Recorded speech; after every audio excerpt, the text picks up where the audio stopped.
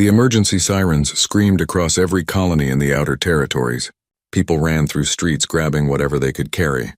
Ships lifted off in such a hurry that some forgot to close their cargo doors. Nobody wanted to stay behind. Nobody wanted to face what was coming.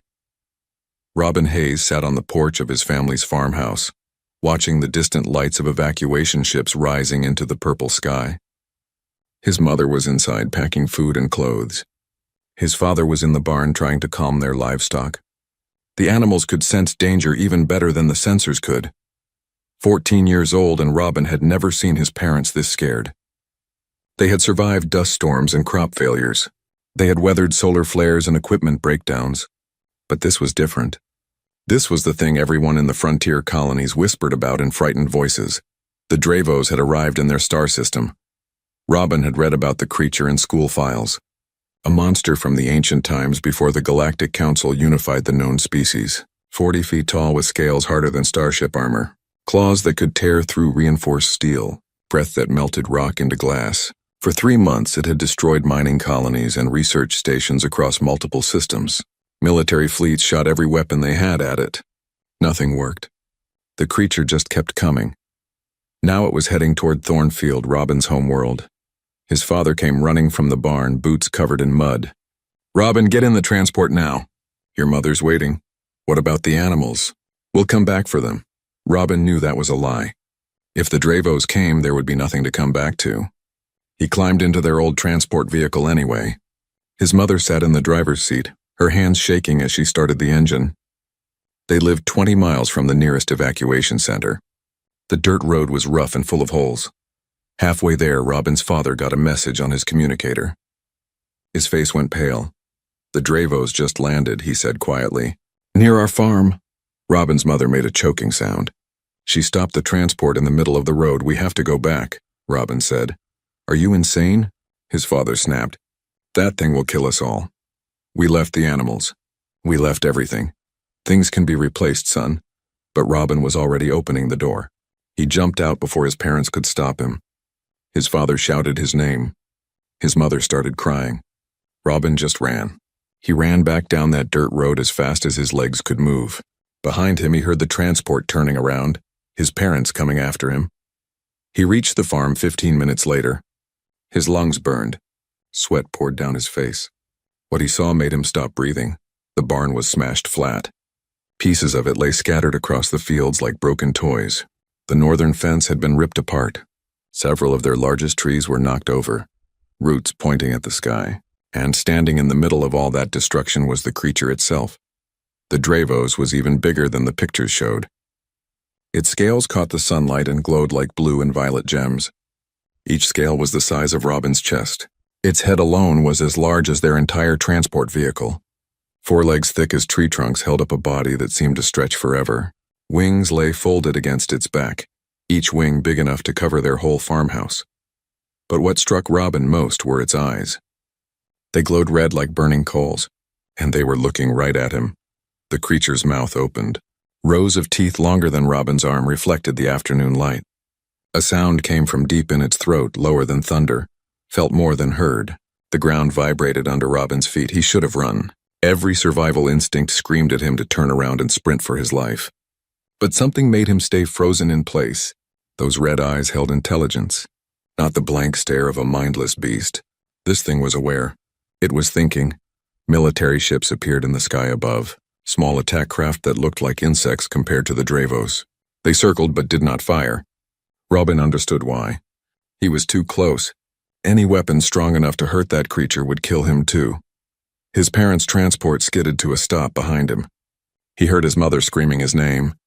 His father was talking rapidly into his communicator, probably begging the military to do something, anything.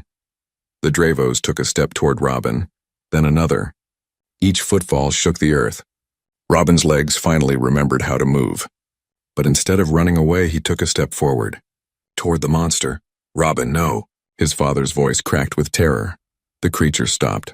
Its massive head tilted slightly to one side like a confused dog. That red gaze studied Robin with what almost seemed like curiosity. Then Robin saw it. A dark patch on the creature's left side just below where the wing met the body. Something was wrong there. The scales looked damaged. A thick glowing liquid dripped slowly onto the ground. The same color as the creature's eyes, the Dravos was bleeding. Robin took another step closer. The military ships above began shouting through loudspeakers, ordering him to move away. His parents were both screaming now, but Robin kept walking forward, hands raised and empty, moving toward the most dangerous creature in the known galaxy. Those burning red eyes watched his every move, waiting to see what this small human child would do next. Dust swirled around Robin's feet as he stood 10 yards from certain death. The Dravos towered above him like a living mountain. Its breath came out in hot waves that made the air shimmer. Every soldier in those circling ships probably thought he had lost his mind. Maybe he had, but Robin had grown up on a farm. He had spent his whole life working with animals. Scared animals were dangerous animals, and despite its size and power, this creature was definitely scared. "Easy," Robin said softly. "I'm not going to hurt you." The Dravos made that deep rumbling sound again. Closer now, Robin could feel it vibrate in his chest. The creature's red eyes narrowed. Its lips pulled back, showing more of those massive teeth. A warning. Robin's father was still yelling behind him. Military voices crackled from speakers overhead. Everyone wanted him to move away, to let them handle this with weapons and force. That was how the galaxy solved its problems. Shoot first and ask questions later. Robin ignored them all. He focused only on the creature in front of him. "You're hurt," he said, keeping his voice calm and low. "That's why you're so angry, isn't it? You're in pain." The Dravos shifted its weight. That wound on its side leaked more glowing blood. Up close, Robin could see something lodged in the damaged scales. Metal fragments. Sharp pieces of some weapon that had exploded against the creature's armor. Not enough to kill it, but enough to hurt. Badly. "Let me help you." Robin took another small step forward. A growl erupted from the creature's throat, louder this time. A clear message to stop. Robin froze but did not back away. He had seen this behavior before in injured animals. They lashed out because they were afraid. Because pain made them desperate. One of the military ships descended lower. A voice boomed through its speakers. "Civilian, you have 30 seconds to clear the area. We are authorized to use force." Robin looked up at the ship. "Don't shoot! It's injured." "That's why it's been attacking colonies. Move away now or we cannot guarantee your safety. If you shoot, you'll hit me too." A different voice came over the speakers. Calmer. Older. "Son, I'm Colonel Hayes with the Frontier Defense Force. I know you're trying to help, but that creature has killed thousands of people. We can't let it continue." Robin turned back to the Dravos. Those red eyes were watching the ships now. The creature's body tensed. It knew what was coming. More attacks, more pain, more reasons to destroy everything around it. "Please," Robin called up to the ships. "Just give me 5 minutes. Let me try." Silence from above. Robin counted heartbeats, 10, 20, 30. "You have 5 minutes," Colonel Hayes finally said. "But our weapons stay locked on target." Robin nodded. He looked back at the Dravos. The creature was watching him again. Maybe it understood some of what had been said. The intelligence in those eyes suggested it could. "I need to get closer," Robin said to the creature. "I need to look at your wound. I promise I won't hurt you. I just want to help." He took another step. The Dravos growled but did not move. Another step. The growl got louder. Robin was close enough now to touch the creature if he reached out. Close enough to die instantly if it decided to attack. Instead of reaching for the creature, Robin sat down on the ground, cross-legged, hands in his lap. He made himself small, non-threatening. He had done this with wild animals before. Show them you mean no harm. Give them space to choose. The Dravos' head lowered. Its nose was now level with Robin's entire body. Hot breath washed over him, smelling like sulfur and burnt metal. The creature sniffed, taking in his scent, deciding if he was prey or something else. "My name is Robin," he said quietly. "I live here on this farm. Lived here anyway. You kinda smashed my barn, was that a snort?" Did this enormous creature just react to his words? "I'm not mad about the barn," Robin continued. "Buildings can be rebuilt. But you're hurt and that's making everything worse. If you let me help, maybe we can stop all of this. No more fighting. No more pain." The Dravos made a different sound, softer, almost like a whimper. Its red eyes closed for a moment. When they opened again, something had changed in them. The burning anger had dimmed slightly. Robin slowly reached into his jacket pocket. The creature tensed immediately. "Just a medical kit," Robin said, pulling out a small white box. Every farmer carries one. For when the animals get hurt, he opened the kit. Inside were bandages, antiseptic spray, and a few basic tools. Nothing designed for a creature this size, but maybe enough to help. Robin stood up slowly. The Dravos tracked his movement but allowed it. I need to look at your wound now. Is that okay? The creature made a low rumbling sound. Not quite a growl, not quite agreement, but it did not stop Robin from moving closer to its injured side. Up close, the damage was worse than he thought. The metal fragments were deep in the wound. Some kind of specialized weapon designed to burrow under scales. Each piece had small barbs that dug in deeper if disturbed. No wonder the creature was in constant agony. This is going to hurt, Robin said. I'm sorry, but these things need to come out. He pulled out the smallest tool from his kit, a pair of long tweezers meant for removing splinters. Completely inadequate for this job, but all he had. Robin reached toward the wound. The Dravos' entire body went rigid. A deep growl started in its chest. I know, Robin whispered. I know it hurts. But you have to trust me. His hand touched the creature's scaled hide. The Dravos flinched but held still. Robin could feel the muscle beneath the scales trembling. He positioned the tweezers around the largest metal fragment and began to pull. The creature roared, a sound so loud that Robin's ears rang. The ground shook. Military ships above scattered an alarm. Robin's parents screamed. But Robin kept pulling, steady and firm, until the barbed fragment came free in a gush of glowing blood. The Dravos thrashed its tail, smashing what was left of their fence. But it did not pull away from Robin. It held still while he reached for the next fragment. That's it, Robin said softly. You're doing great. Just a few more. 4 more pieces came out, each one causing another roar of pain. Robin's hands were covered in the creature's glowing blood. It felt warm and thick, nothing like any blood he had seen before. When the last piece came free, the Dravos' legs buckled. The enormous creature sank to the ground with a heavy thud. Robin stepped back, breathing hard. The wound still bled, but already looked better. The creature's red eyes found his.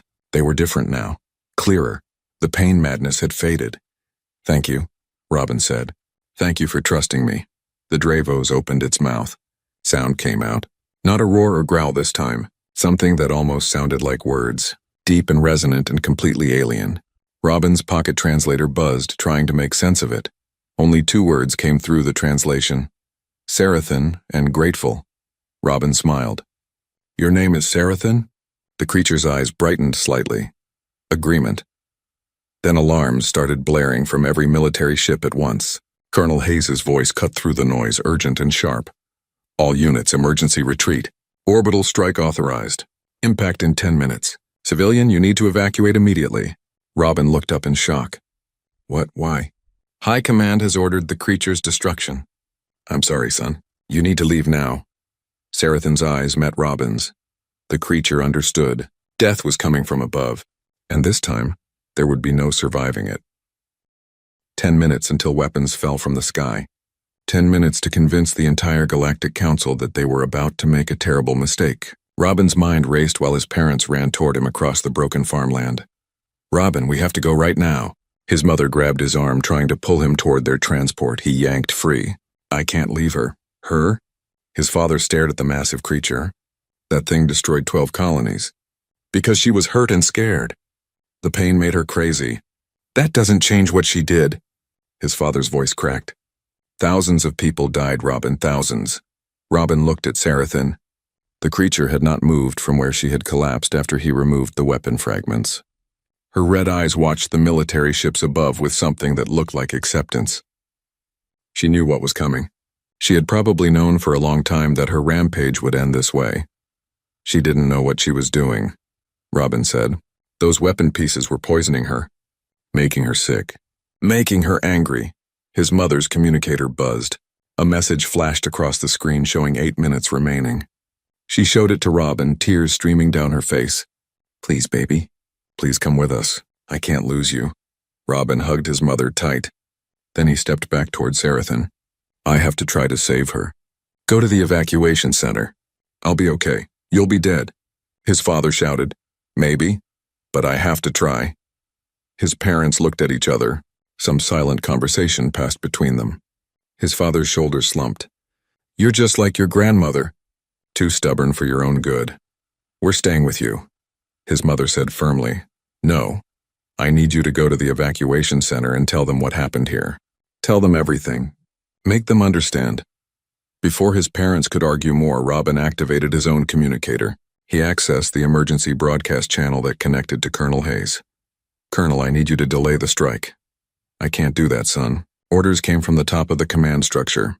Then let me talk to whoever gave the order. Static silence. Then a new voice came through. Cold and sharp. This is Council Representative Aldrich. Who am I speaking to? My name is Robin Hayes. I'm the civilian down here with the Dravos. Then you're about to be a dead civilian if you don't evacuate. That creature is too dangerous to live. She's not dangerous anymore. I removed the weapon fragments that were hurting her. She's calm now. It destroyed 12 colonies, child. Killed over 8,000 people. It cannot be allowed to survive. Robin's hands shook with frustration. You're not listening. She was in pain. Someone shot her with a weapon designed to burrow under her scales. It was poisoning her, driving her mad. Now that it's out, she's different. She even told me her name. It spoke to you? Aldrich's voice held disbelief. Yes. Her name is Sarathan. She's intelligent. She understands what's happening. Impossible. The Dravo species went extinct centuries ago. That creature is the last confirmed survivor. We know nothing about their intelligence level or communication capabilities. Then don't you want to learn? Robin pressed. Don't you want to understand before you just kill her? Another pause. Robin checked the time. 6 minutes left. The damage has been done, Aldrich finally said. Even if the creature is intelligent, even if it was acting out of pain, it's still responsible for massive loss of life. Justice demands consequences. Justice? Or revenge? Watch your tone, child. Robin looked at Sarathan. The creature's eyes were closed now. She looked almost peaceful despite everything. An idea formed in Robin's mind. A crazy, desperate idea based on something he had read once in his xenobiology class. Representative Aldrich, do you know what a bonding ritual is? What does that have to do with anything? I read about it in school. Ancient Dravos culture had bonding rituals with other species. A way to create trust and connection. If I can perform that ritual with Sarathan, it would prove she's not just a mindless monster. Those are myths, Aldrich said dismissively. Old stories with no scientific basis. Then what do you have to lose by letting me try? If it doesn't work, your weapons are still coming. But if it does work, you'll have proof that Sarathan can be trusted. 4 minutes remaining, Colonel Hayes' voice cut in. Whatever you're going to do, you need to do it fast. Robin closed the communication channel. He turned to Sarathan and placed his hand on her scaled face. She opened her eyes, those red orbs focusing on him. I need your help, Robin said. There's a ritual, a bonding ritual between Dravos and other species. Do you know it? Sarathan made a sound. Robin's translator worked on it, struggling with the ancient language. Finally, words appeared on the small screen. Bond of Guardian. Last resort. Dangerous for small one. More dangerous than orbital weapons. A rumbling that might have been laughter. Fair point. How do we do it? Sarathan's eyes studied him carefully. Then she began to make a series of sounds. The translator worked overtime. Touch, breath, trust, heart. Robin tried to make sense of the cryptic words. Touch you. Breathe with you. Trust you. And something with heart? Sarathan's massive head nodded once. 3 minutes left. Robin placed both hands on Sarathan's face. Her scales felt warm under his palms, smooth and hard like polished stone. He looked directly into her eyes and started breathing slowly. Deep breaths in and out, trying to match his rhythm to hers. Sarathan's breathing slowed to match his. Their chests rose and fell together. Robin could feel something building between them. A pressure in the air. Energy crackling like static electricity before a storm. Trust, Robin whispered. I trust you, Sarathan. I know you didn't want to hurt anyone. I know you were just scared and in pain. The energy grew stronger. Robin's skin tingled. His hair stood on end. Sarathan's eyes began to glow brighter, shifting from red toward a lighter purple color. 2 minutes left. Heart. The translator spoke Sarathan's voice. Show heart. Final step, Robin tried to understand. Show heart? What did that mean? Some physical gesture? Some declaration? Then it hit him. His grandmother used to say the same thing. Show heart. Show that you care. Show that you mean it with your whole being. Robin rose on his toes and pressed his lips to Sarathan's scaled snout. A kiss. simple and pure and full of every ounce of trust and compassion he had in him. Light exploded outward from where his lips touched her scales, brilliant white light that washed across the broken farmland. It rushed over his parents, over the circling military ships, spreading in a wave that could probably be seen from orbit. Robin felt Sarathan in his mind. Not thoughts exactly, but emotions. Her pain, her loneliness, her fear of being the last of her kind, her regret for all the destruction she had caused, and underneath it all a desperate hope that maybe, just maybe, there was a chance for something different. The light faded. Robin opened his eyes. Sarathan's eyes were no longer red. They glowed a soft violet color. Her aggressive spikes had retracted. Her entire posture had softened. She looked different. She felt different. Bond complete, Sarathan's voice came through the translator clearly now. You are Guardian. I am bonded. We are joined. 1 minute left. Robin grabbed his communicator. Colonel Hayes. Representative Aldrich. Did you see that? Aldrich's voice came through, shock evident. What in the galaxy was that light? The bonding ritual, it worked. Sarathan is bonded to me now. She's not dangerous anymore. Our sensors picked up massive energy readings, Colonel Hayes said. Whatever just happened, it changed the creature's biological signature completely. Then stop the strike. Robin shouted. 30 seconds, please, Robin begged. She's different now. I can feel it. We're connected. If you kill her, you'll be murdering an intelligent being who only acted out of pain. 20 seconds. Representative Aldrich. Colonel Hayes's voice was urgent. I need authorization to abort right now. 10 seconds. Abort the strike, Aldrich finally said. Abort it now. Strike aborted. Colonel Hayes confirmed. Weapons standing down. Robin collapsed to his knees, shaking with relief. His parents ran to him, both of them crying. Sarathan lowered her head and made a sound that rumbled with contentment. But as Robin hugged his parents, a new sensation washed over him. He could feel Sarathan not just emotionally but physically. Her heartbeat, her breath, the flow of energy through her massive body. And he knew. Somehow he just knew that they were linked now, truly linked. For better or worse, his life and Sarathan's were bound together. The question was, what came next? Medical scanners hummed around Robin while doctors from 6 different species examined him. The Galactic Council had transported him and Sarathan to a research station orbiting Thornfield. 3 days had passed since the bonding ritual. 3 days of tests and questions and more tests. Robin sat on an examination table in a sterile white room. Through a massive observation window, he could see Sarathan in an adjacent chamber. The room had been designed for massive cargo ships, barely large enough to hold her. She lay curled with her tail wrapped around her body, eyes closed but not sleeping. Robin knew she was awake. He could feel her awareness through their bond. A doctor with blue skin and 4 arms studied a display screen. Remarkable. Your neural patterns are synchronized. Your heartbeats match rhythm within 0.03 seconds. Even your brainwaves are beginning to mirror each other. Is that bad? Robin asked. Bad? No, impossible? That was my assumption until 3 days ago. The doctor made some notes. The bond appears to be both biological and energetic. Your life forces are intertwined at a cellular level. Robin's mother sat in a chair near the door, her face creased with worry. His father stood beside her, one hand on her shoulder. They had refused to leave his side since the incident.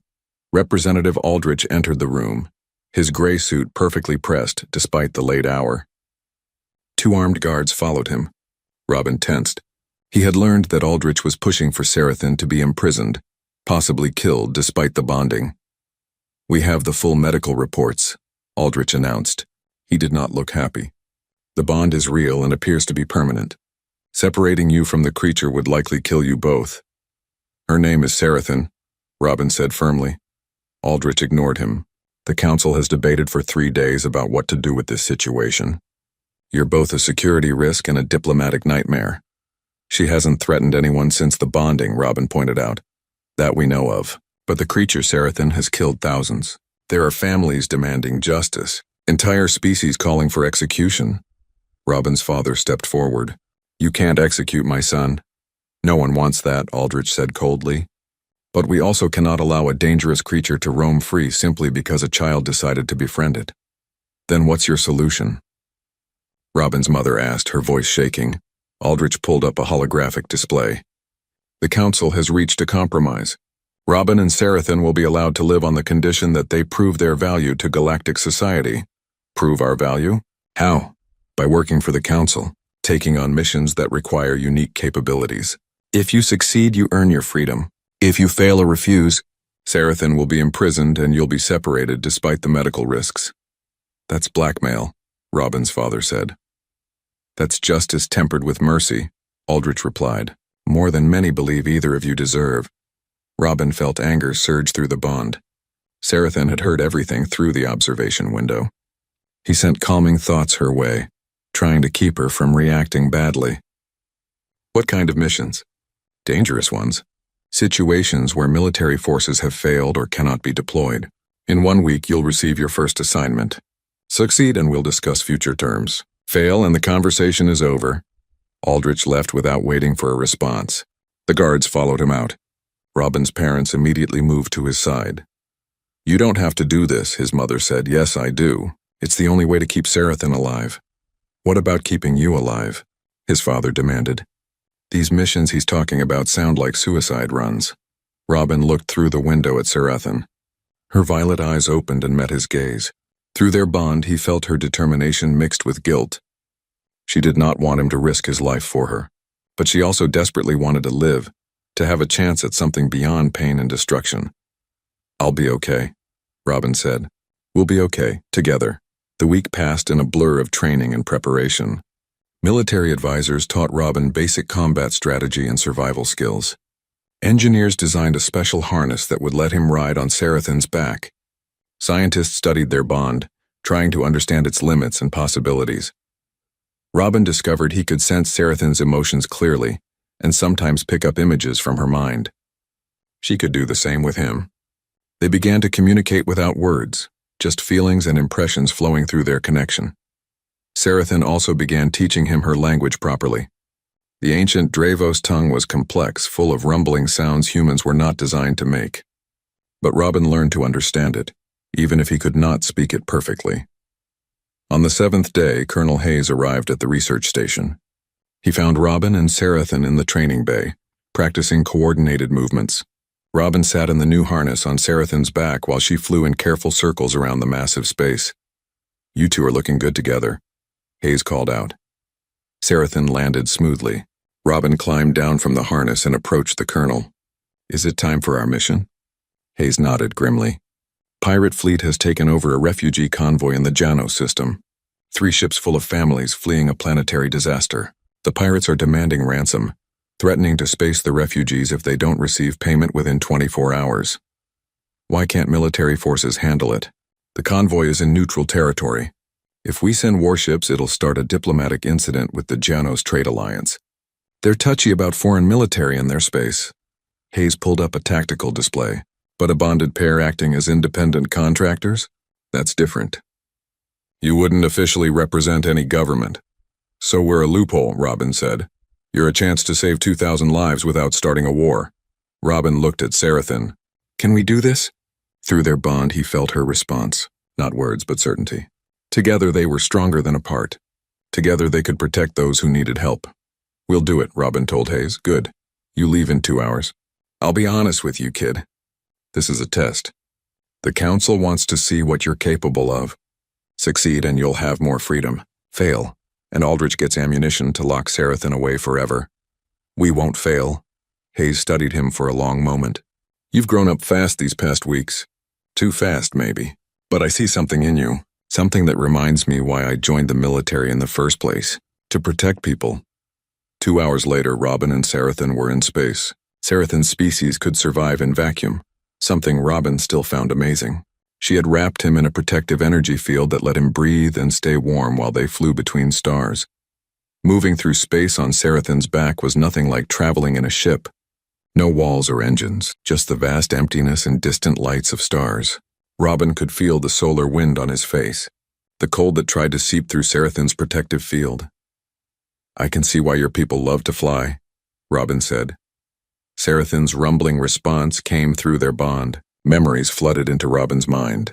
Images of other Dravos soaring through space in huge migrations. Entire families traveling together, their scales catching starlight like jewels. beauty and freedom that had been lost when her species was hunted to extinction. "I'm sorry," Robin whispered. Sarathan sent back warmth and gratitude. The past was gone, but maybe the future could be different. They reached the Janos system after 8 hours of flight. Long-range sensors picked up the refugee convoy surrounded by 4 pirate vessels. The pirates had positioned themselves in a debris field, using broken asteroids as cover. Robin studied the tactical situation through a display screen built into his harness. They're expecting military ships, big, slow targets they can see coming from far away. "We are not big or slow," Sarathan's words came through clearly now in his mind. "No, we're not. Can you get us into that debris field without them detecting us?" Sarathan's amusement rippled through their bond. She had spent months evading entire fleets. 4 pirate ships would not see her coming until it was too late. They approached from beneath the plane of the solar system, using the debris field's own mass to block scanner readings. Robin's heart pounded as they got closer. This was real combat, real danger. People would die if they failed. "Remember," Robin said quietly, "we disable their ships, but we don't kill anyone unless we have to. These are pirates, but they're still people." Sarathan's agreement came with a touch of doubt. She had been a weapon of destruction for so long. Being a protector was new and strange. But she would try. For Robin, for herself, for the chance to be something more than a monster. They entered the debris field undetected. The pirate ships floated ahead, weapons aimed at the refugee convoy.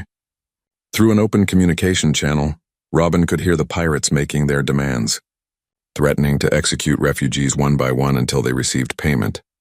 Robin felt Sarathan tense beneath him. He felt her desire to strike, to protect the innocent people trapped in those refugee ships. He sent calming thoughts through their bond. "Wait for my signal," he said. "We do this smart."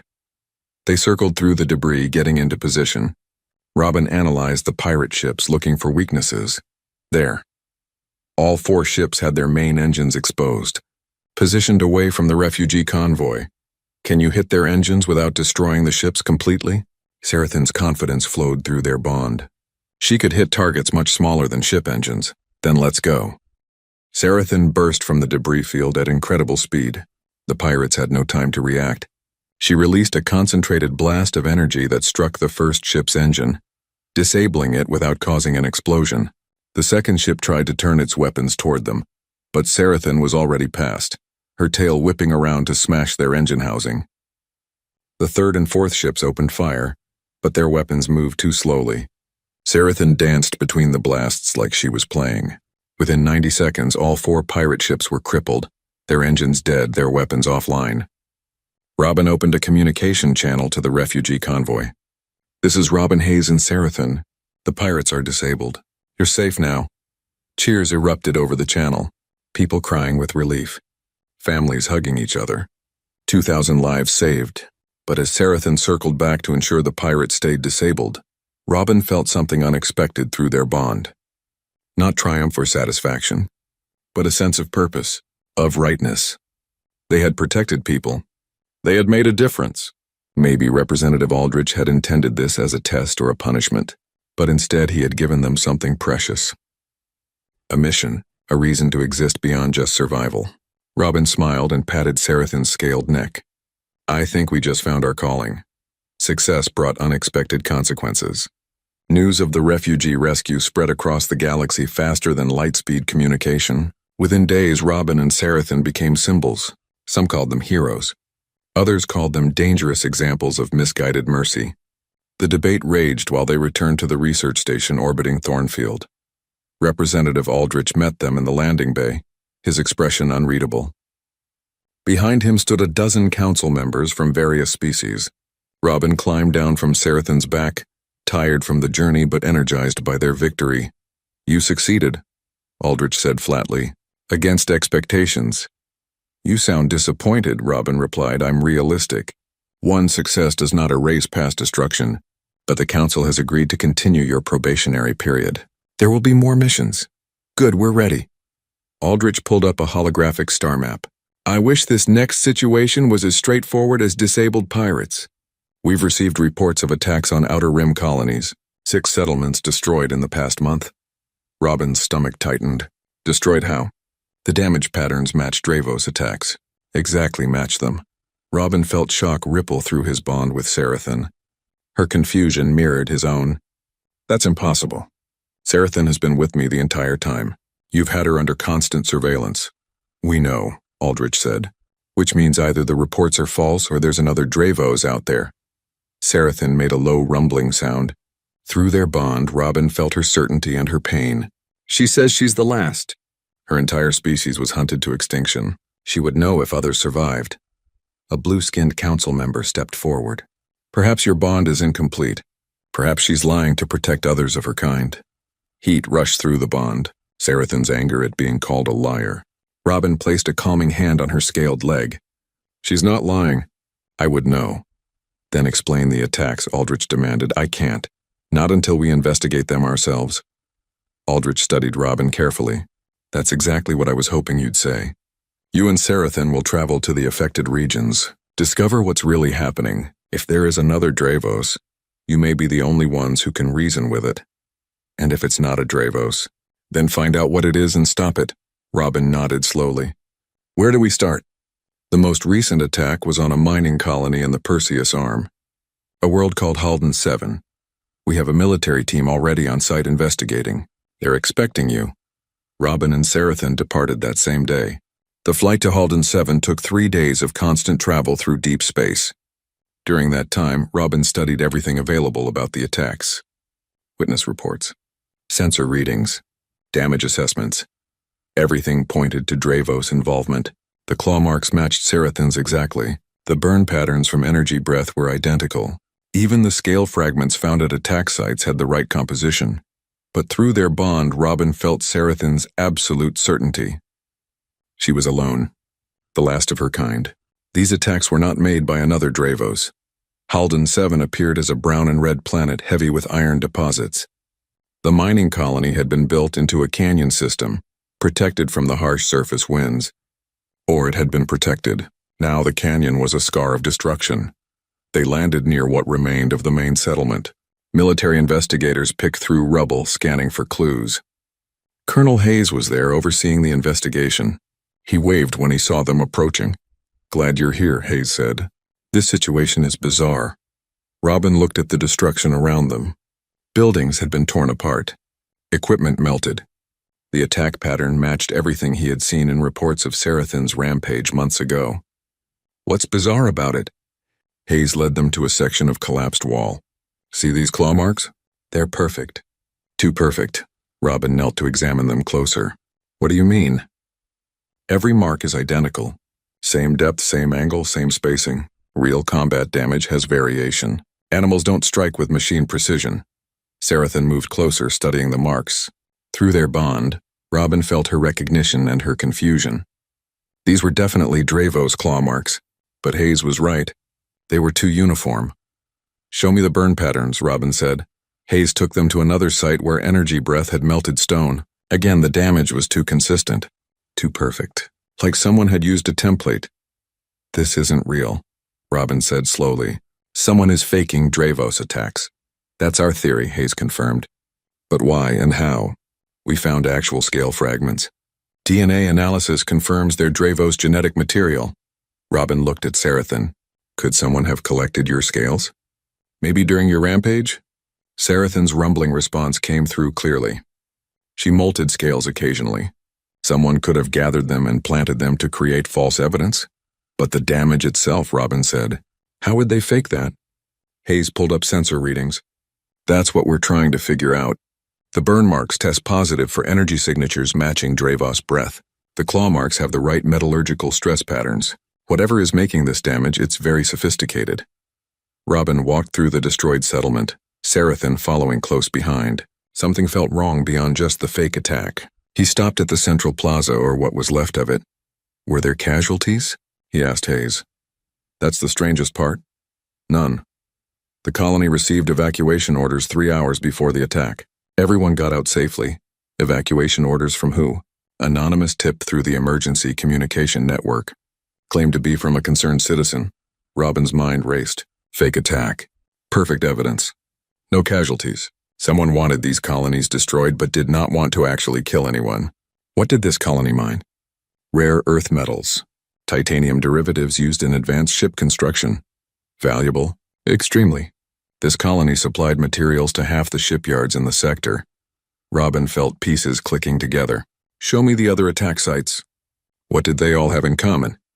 Hayes pulled up a map. 6 colonies marked in red. Robin studied their locations and profiles.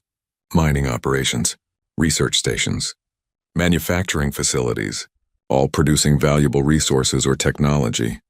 They're all economically important, Robin said, and they're all in disputed territories. Disputed how? Border regions where multiple species have competing claims. If these colonies are destroyed, the territorial disputes are reopened. Hayes's eyes widened. Someone is using fake Dravos attacks to clear valuable territories, and framing Sarathan in the process, Robin added. If everyone believes there's another rampaging Dravos, they'll demand her execution. She's the only reference point for what a Dravos does. Through their bond, Robin felt Sarathan's anger building. Someone was using her species' reputation as a weapon, tarnishing what little remained of Dravos' legacy. We need to find out who's behind this, Robin said, and we need to catch them in the act. Hayes nodded. I'll check settlement schedules. If the pattern holds, there should be another attack soon. We can stake it out, wait for them to appear. How soon? Hayes checked his datapad. There's a research station 3 systems away. It's been receiving threats about territorial disputes. If I was targeting colonies strategically, that would be next. Then that's where we go. They arrived at Research Station Gamma 9 2 days later. The station orbited a gas giant, conducting atmospheric studies. 50 scientists lived and worked there, completely unaware they might be the next target. Robin and Sarathan did not announce their presence. They positioned themselves in the shadow of one of the gas giant's moons, watching and waiting.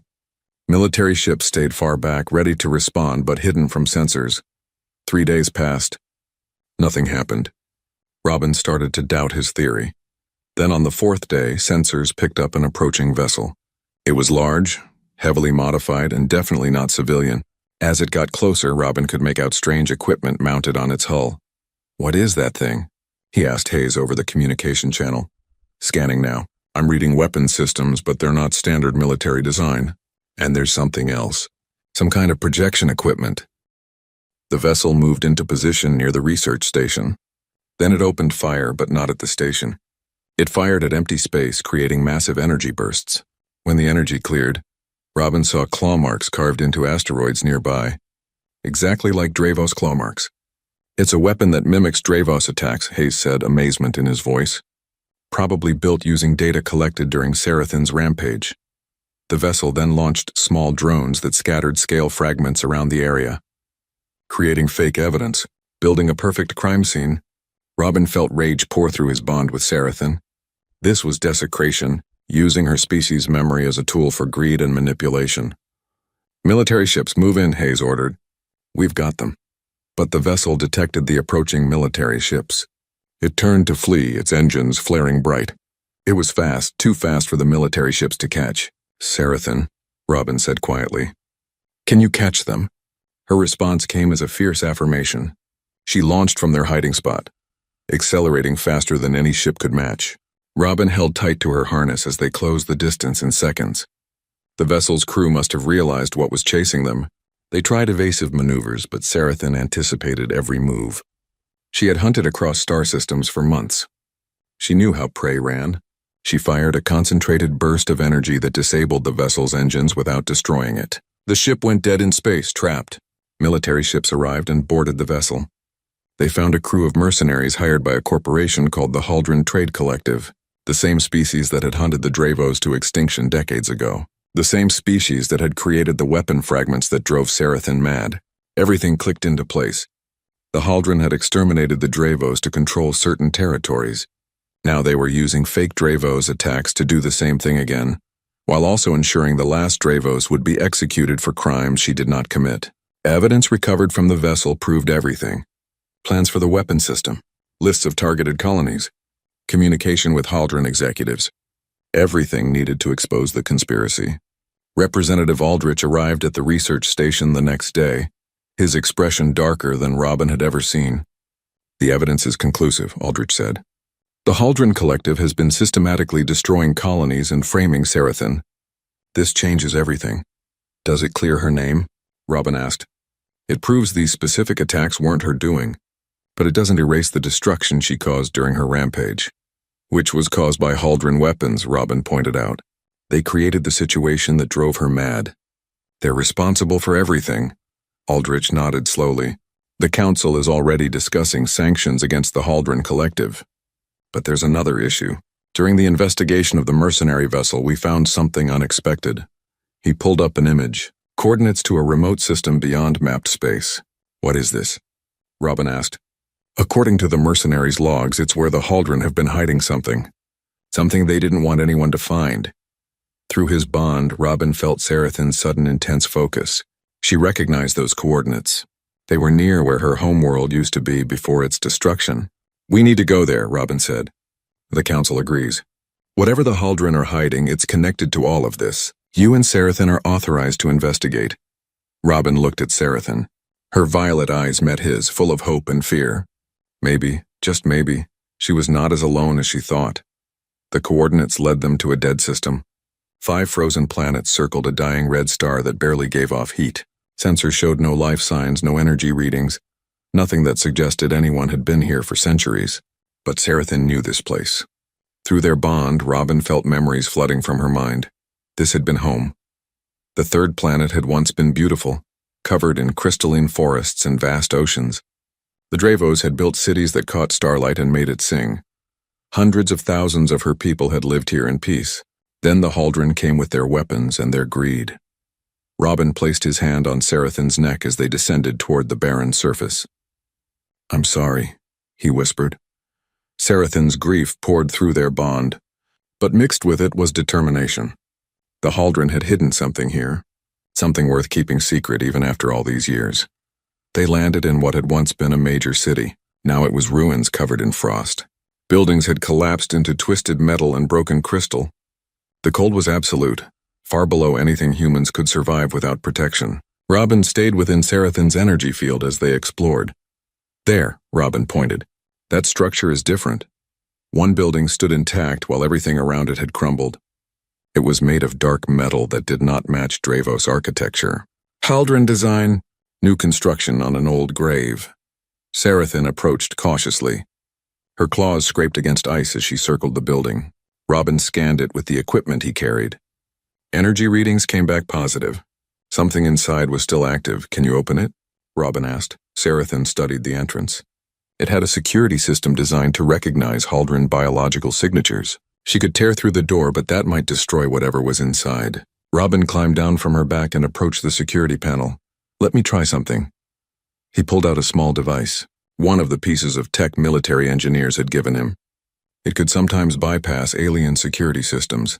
10 minutes of careful work and the door clicked open. Cold air rushed out, even colder than the outside temperature. Emergency lights flickered on inside, revealing a long corridor leading down into the planet's crust. Robin and Sarathin entered together. The corridor was large enough for her to walk comfortably, which seemed strange for a Haldren facility. They descended for what felt like miles, going deeper into the frozen planet. The corridor opened into a massive chamber. Robin's breath caught in his throat. Preservation pods. Hundreds of them. Maybe thousands. Each one containing a Dravos in suspended animation. Eggs lined another wall, protected in special incubators. The entire chamber was a genetic bank. A hidden population frozen in time. Sarathin made a sound that was half roar, half sob. Her entire body shook. Through their bond, Robin felt emotion so intense he could barely stand.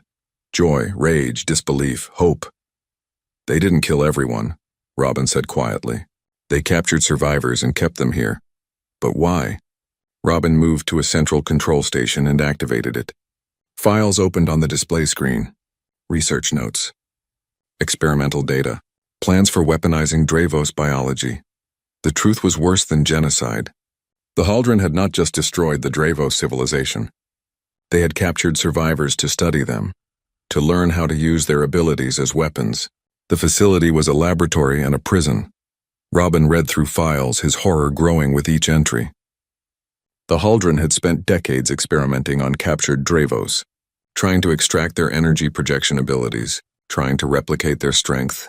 They had created the weapon fragments that eventually drove Sarathin mad, by testing them on her people.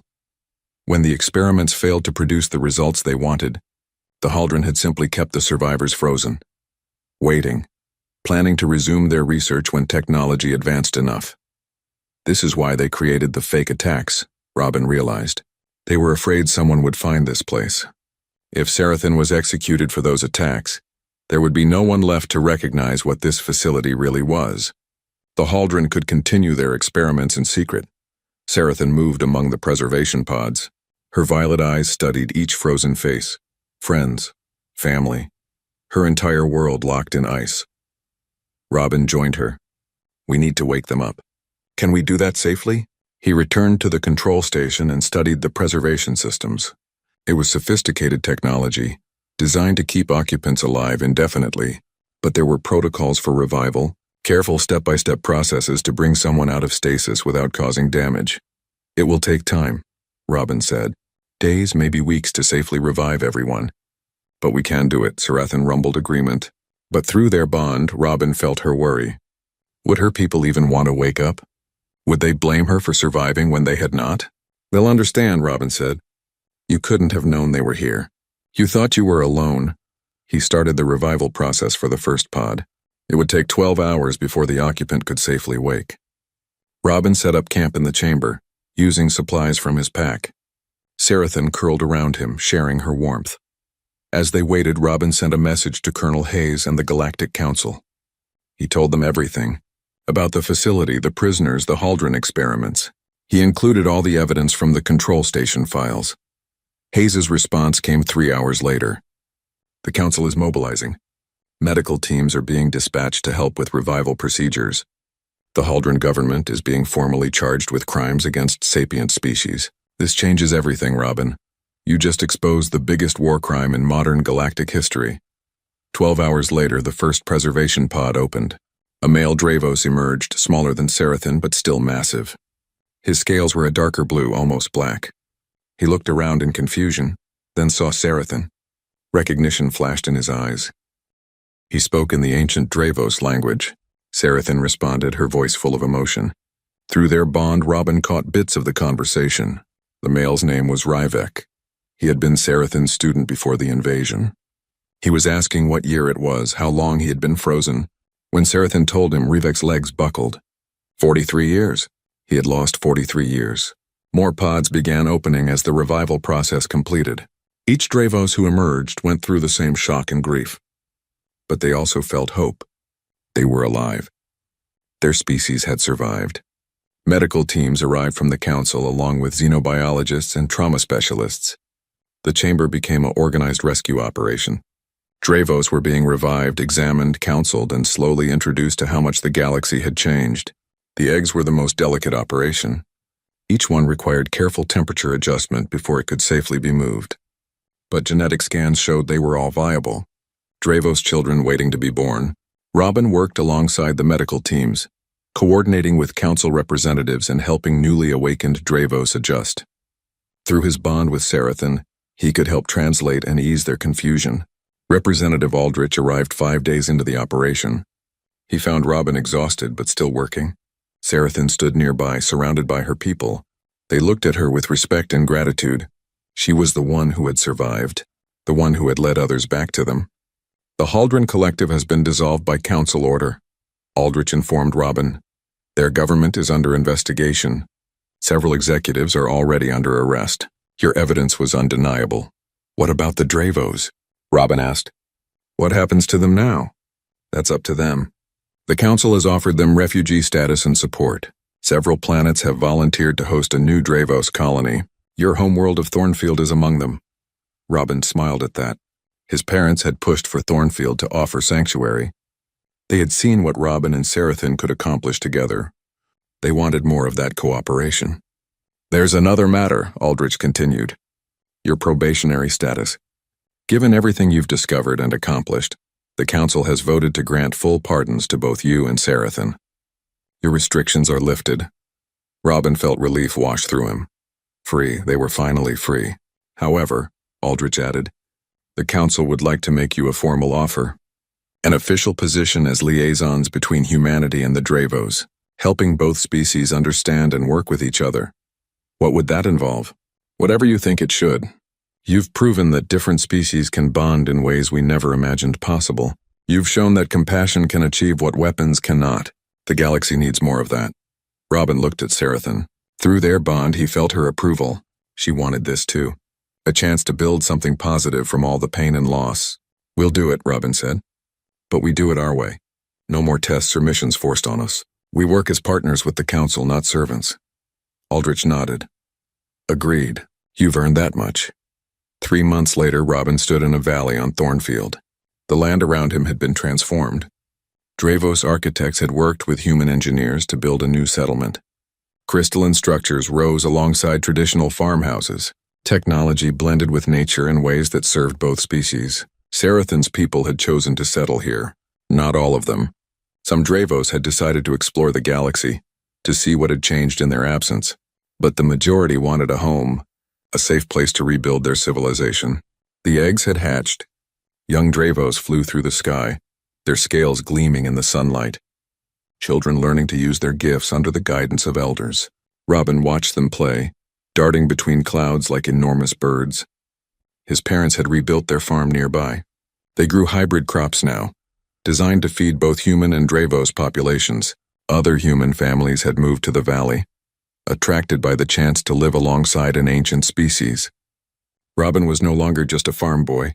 He was recognized across the galaxy as the human who had saved the Dravos, who had proven that even the most feared creature could change with understanding and compassion. But he did not feel like a hero. He just felt lucky. Lucky to have met Sarathan when he did. Lucky to have seen past the monster everyone else saw. Lucky to have been given a chance to make a difference. Sarathan landed beside him, her violet eyes bright with contentment.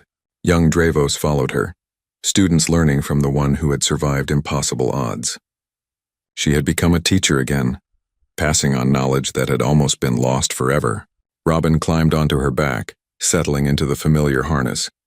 They rose into the sky together, flying over the valley that had become home to 2 species. Below them, humans and Dravos worked side by side, building, creating, living together. A simple kiss had started all of this. One moment of compassion when everyone else wanted violence.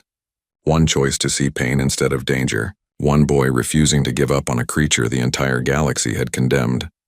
That kiss had saved more than just Sarathan. It had saved an entire species. It had changed how the galaxy thought about monsters and redemption. It had proven that the most powerful force in the universe was not weapons or strength. It was the willingness to understand, to connect, to care about someone different from yourself. Robin pressed his hand against Sarathan's scales, feeling their bond pulse with shared contentment. They had come so far from that broken farmyard where they first met. From the moment when a terrified boy chose compassion over fear. Thank you, Sarathan's words came through their bond. For seeing me, for saving us all. Robin smiled. Thank you for trusting me, for showing the galaxy that even the most feared beings deserve a chance. They flew higher, above the clouds into the clear blue sky. Below them, a new world was being built, one where different species could bond not through conquest or domination, but through simple acts of kindness. One where a human boy and an alien dragon had proven that family was not about what you were born as, but about who you chose to protect. The galaxy was full of dangers and conflicts. There would always be challenges ahead. But Robin and Sarathan faced them together, bound by a connection that transcended species and fear. A bond created by one simple kiss, a kiss that had tamed not just a dragon, but the prejudices of an entire galaxy.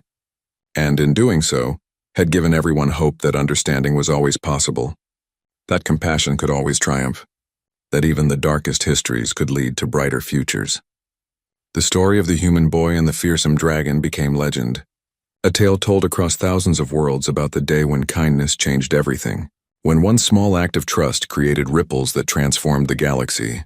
Robin and Sarathan continued their work, helping other species find common ground, building bridges where others saw only walls, proving again and again that the most powerful weapon anyone could wield was an open heart. Their legacy was not one of conquest or destruction. It was one of connection, of bonds formed across impossible divides, of the simple truth that sometimes the bravest thing anyone can do is choose to care. And it all began with a kiss.